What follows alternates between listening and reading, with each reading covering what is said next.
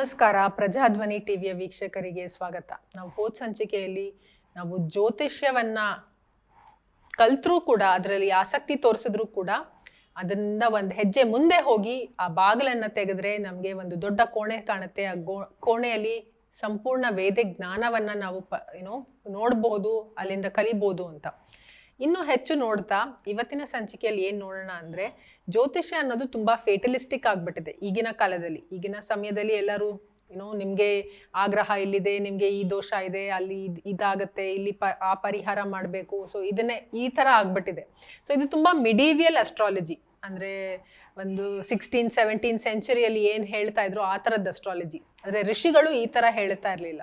ನಿಜವಾದ Vedic astrology ಏನಿದೆ, ಜ್ಯೋತಿಷ್ಯ, ಋಷಿಗಳು ಈ ತರಹದಲ್ಲಿ ಅವರು ಯಾವುದೇ ತರಹದ ಗೈಡೆನ್ಸ್ ಕೊಡ್ತಾ ಇರಲಿಲ್ಲ. ಜ್ಯೋತಿಷ್ಯ ಇರೋದು ಜ್ಯೋತಿ ಅಂದರೆ ಬೆಳಕನ್ನ ತೋರಿಸೋದಕ್ಕೆ. ಯಾವ ಬೆಳಕು ಅಂದರೆ ನಮ್ಮ ಜೀವನದಲ್ಲಿ ವಿಕಸನ ಆಗೋದಕ್ಕೆ ಒಂದು ದಾರಿ ತೋರಿಸೋದಕ್ಕೆ.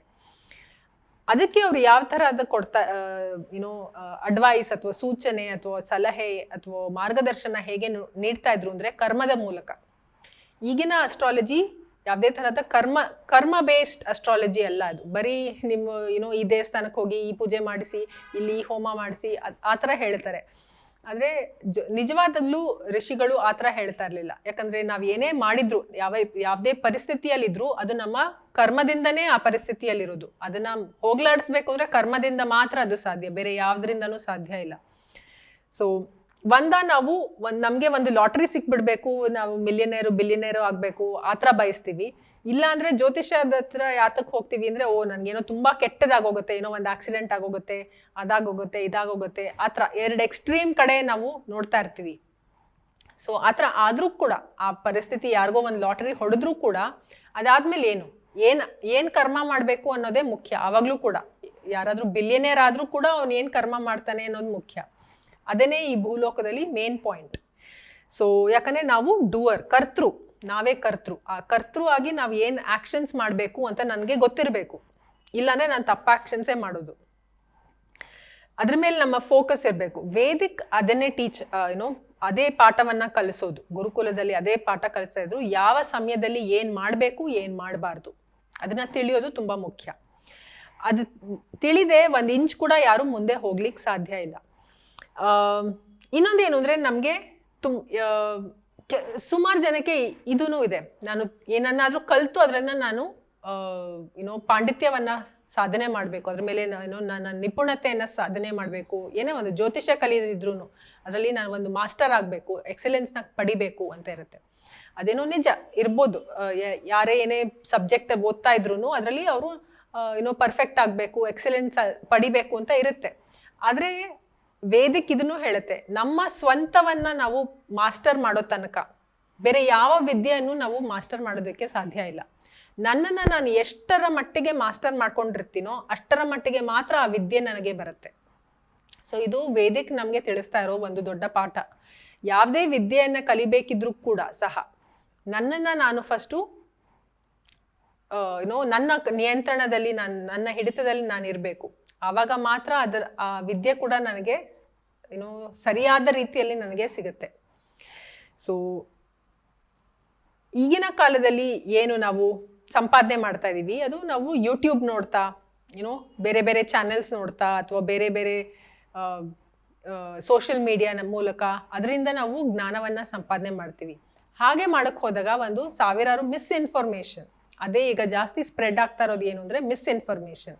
ತಪ್ಪು ಇನ್ಫಾರ್ಮೇಷನ್ನೇ ಸರಿ ಇನ್ಫಾರ್ಮೇಷನ್ ಅಂತ ನಾವು ಅಂದ್ಕೊಂಡು ಅದನ್ನು ನಾವು ನಂಬಿದ್ದೀವಿ. ಸೊ ಇದರಿಂದ ನಮಗೆ ಮಾಸ್ಟರಿನೂ ಬರಲ್ಲ. ಇದರಿಂದ ಬರೋದು ಬರೀ ಏನು ಅಂದರೆ ಇನ್ಕೋಹರೆನ್ಸ್, ಅಂದರೆ ಸುಸಂಬದ್ಧ ಇಲ್ಲದೇ ಇರೋ ಅಂತಹ ಒಂದು ಸ್ಥಿತಿಗೆ ನಾವು ಹೋಗ್ತೀವಿ.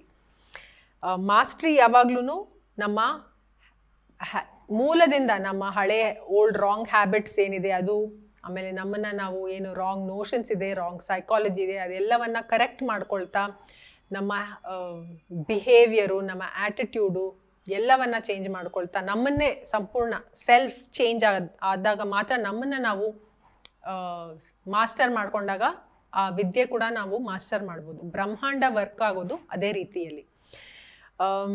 ಇದಕ್ಕೆ ಪರಿಹಾರ ಏನು ಅಂದರೆ, ಅದಕ್ಕೆ ನಾನು ಫಸ್ಟು ವೇದಿಕ್ ಅಂದರೆ ಏನು ಅಂತ ಫಸ್ಟು ತಿಳ್ಕೊಬೇಕು.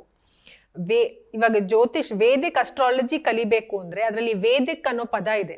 ಸೊ ಹಾಗಂದ್ರೆ ವೇದಿಕ್ ಅಂದರೆ ಏನು, ವೇದಿಕ್ ಜೀವನ ಶೈಲಿ ಏನು, ಯಾವ ರೀತಿಯಲ್ಲಿ ವೇದಿಕ್ ಜೀವನ ಶೈಲಿಯನ್ನು ನಡೆಸಬೇಕು, ಯಾರು ಈ ವೇದಿಕ್ ಅಸ್ಟ್ರಾಲಜಿ ಜ್ಯೋತಿಷ್ಯವನ್ನ ರಚಿಸಿದವ್ರು ಯಾರು, ಎಂತಹ ಜೀವಿಗಳು, ಅವರ ಜೀವನ ಶೈಲಿ ಹೇಗಿತ್ತು, ಅವ್ರು ಯಾವ ತರಹದ ಜೀವಿಗಳಾಗಿದ್ರು, ಅಂದ್ರೆ ಇದನ್ನ ರಚನೆ ಮಾಡಿದೆಲ್ಲ ಋಷಿಗಳು. ಸೊ ಈ ಋಷಿಗಳು ಯಾರು, ಅವರ ಜೀವನ ಶೈಲಿ ಏನಿತ್ತು, ಎಂತಹ ಜೀವಿಗಳಾಗಿದ್ರು ಋಷಿಗಳು. ನಾನು ಜ್ಯೋತಿಷ ಕಲಿಬೇಕು ಅಂದ್ರೆ ಇದನ್ನೆಲ್ಲ ನಾನು ಕಲಿಬೇಕು, ಅವರಂತೆಯೇ ನಾನಿರ್ಬೇಕು. ಆವಾಗ ಮಾತ್ರ ಆ ಜ್ಯೋತಿಷ್ಯ ಅವರ ಲೆವೆಲಲ್ಲಿ ನನಗೆ ಅರ್ಥ ಆಗೋದಕ್ಕೆ ಸಾಧ್ಯ. ಸೊ ವೇದಿಕ್ ಹೇಳ್ತಾ ಇರೋದು ಅದೇನೆ. ನಾವು ಯಾವ ತರ ಕಲಿತಾ ಇದೀವಿ ಅಂದ್ರೆ, ನಾನು ಹೇಗಿದ್ದೀನೋ ಅದೇ ರೀತಿಯಲ್ಲಿ ನಾನು ವಿದ್ಯೆಯನ್ನ ಸಂಪಾದನೆ ಮಾಡಬೇಕು ಅಂತ. ನಮ್ಮ ಎಜುಕೇಶನ್ ಸಿಸ್ಟಮ್ ಹಂಗೆ, ನೀನ್ ಹೆಂಗಿದ್ಯೋ ಹಂಗೆ ನಿನಗೆ ವಿದ್ಯೆ ಸಿಗುತ್ತೆ ಅಂತ. ವೇದಿಕ್ ಹೇಳ್ತಾ ಇರೋದು ಹಂಗಲ್ಲ. ನನಗೆ ವಿದ್ಯೆ ಬೇಕು ಅಂದ್ರೆ ನನ್ನನ್ನು ನಾನು ಪೂರ್ತಿಯಾಗಿ ಫಸ್ಟ್ ಬದಲಾಯಿಸ್ಕೋಬೇಕು. ಯಾವ್ದರ ಪ್ರಕಾರ ಅಂದ್ರೆ ವೇದಿಕ್ ಪ್ರಕಾರ. ನನ್ನನ್ನು ನಾನು ವೇದಿಕ್ ಪ್ರಕಾರ ಬದಲಾಯಿಸ್ಕೊಂಡಾಗ ಮಾತ್ರ ನನಗೆ ಆ ವೇದಿಕ್ ಜ್ಞಾನ ಬರೋದು. ಸೊ ಆದ್ರೆ ಈಗಿನ ಪ್ರಕಾರ ನಾವು ಜ್ಯೋತಿಷ್ಯದಲ್ಲಿ ಏನಿದೆ ಅಂದ್ರೆ, ಜನಗಳಿಗೆ ಆಲ್ರೆಡಿ ಭಯ ಆತಂಕ ಆಲ್ರೆಡಿ ಇರುತ್ತೆ, ಅದಕ್ಕೇನೆ ಅವ್ರು ಜ್ಯೋತಿಷಿಗಳ ಹತ್ರ ಹೋಗೋದು. ಸೊ ಅವ್ರು ಅದನ್ನ ಎಕ್ಸ್ಪ್ಲಾಯ್ಟ್ ಮಾಡ್ತಾರೆ. ಹಣದಿಂದ ಅವರಿಂದ ಹಣ ತಗೊಳ್ಳೋದು, ಅವ್ರಿಗೆ ತಪ್ಪಾಗಿ ಗೈಡ್ ಮಾಡೋದು. ಸೊ ಇದೆಲ್ಲ ಒಂದು ನೆಗೆಟಿವ್ ಕರ್ಮ್. ಯಾರಿದನ್ನ ಮಾಡ್ತಾ ಇರ್ತಾರೋ ಅವ್ರಿಗೂ ಕೂಡ ಒಂದು ನೆಗೆಟಿವ್ ಕರ್ಮ ಬರ್ತಾ ಇರುತ್ತೆ. ಸೊ ಫೋಕಸ್ ಯಾವ್ದ್ರ ಮೇಲೆ ಇರಬೇಕು ಫಸ್ಟ್ ಅಂದ್ರೆ, ನಮ್ಮನ್ನ ನಾವು ವೇದಿಕ್ ಆಗಿ ಮಾಡ್ಕೊಳ್ಳೋದಕ್ಕೆ, ನಮ್ಮ ಜೀವನ ಶೈಲಿ ವೇದಿಕ್ ಆಗಿರ್ಬೇಕು. ಎಷ್ಟೊಂದು ಜ್ಯೋತಿಷಿಗಳಿಗೆ ಅವ್ರನ್ನೇ ಅವ್ರು ಹೇಗೆ ಇಂಪ್ರೂವ್ ಮಾಡ್ಕೋಬೇಕು ಅಂತ ಗೊತ್ತಿಲ್ಲ, ಆದ್ರೆ ಅವ್ರು ಇನ್ನೊಬ್ಬರಿಗೆ ಹೇಳ್ತಾ ಇರ್ತಾರೆ. ಸೊ ಅದೇ ಈಗಿನ ಬಂದಿರೋದು ಸಮಸ್ಯೆ. ಸೊ ನಮಗೆ ಒಂದು ಪ್ರೋಆಕ್ಟಿವ್ ಆಕ್ಷನ್ಸ್, ಪೂರ್ವಭಾವಿಯಾಗಿ ಏನು ನಾವು ನಮ್ಮ ಕಡೆಯಿಂದ ಆಕ್ಷನ್ಸ್ ತಗೋಬೇಕು, ಅದನ್ನ ಪ್ರೆಸೆಂಟ್ ಅಲ್ಲಿ ಮಾಡೋದ್ರಿಂದ ನಮಗೆ ಒಳ್ಳೆ ಭವಿಷ್ಯ ಸಿಗುತ್ತೆ. ಸೊ ಈ ಎಲ್ಲ ಜ್ಞಾನ ನಮಗೆ ಸಿಗೋದು ವೇದಿಕಲ್ಲಿ ಮಾತ್ರ. ಅದಕ್ಕೆ ಮತ್ತೆ ಹೇಳ್ತಾ ಇರೋದು, ನಾವು ಏನೇ ಕಲಿಬೇಕಿದ್ರು ಮೊದಲು ನಾವು ಆ ವೇದಿಕ್ ವೇ ಆಫ್ ಲೈಫ್ನ ಅರ್ಥ ಮಾಡ್ಕೊಂಡಾಗ ಮಾತ್ರ, ನಾವು ನಮ್ಮ ಮೇಲೆ ಅದನ್ನ ಅಳವಡಿಸ್ಕೊಂಡಾಗ, ನಮ್ಮನ್ನ ನಾವು ಮಾಸ್ಟರ್ ಮಾಡ್ಕೊಂಡಾಗ ಆ ವಿದ್ಯೆ ಕೂಡ ನಾವು ಅದರಲ್ಲಿ ಎಕ್ಸಲೆನ್ಸ್ ಅಥವಾ ಏನು ನಿಪುಣತೆಯನ್ನು ನಾವು ಪಡೆಯೋದಕ್ಕೆ ನೋಡ್ತಾ ಇರ್ತೀವಿ, ಅದು ಕೂಡ ಸಾಧ್ಯ ಆಗುತ್ತೆ. ಸೊ ಕರ್ಮದ ಸೂಕ್ಷ್ಮತೆ ಇರೋದು ವೇದಿಕ್ ಜ್ಞಾನವನ್ನ ತಿಳಿದಾಗ ಮಾತ್ರ ಅಂತ ಹೇಳ್ತಾ ಇವತ್ತಿನ ಸಂಚಿಕೆ ಮುಗಿಸ್ತಾ ಇದ್ದೀನಿ. ಧನ್ಯವಾದ.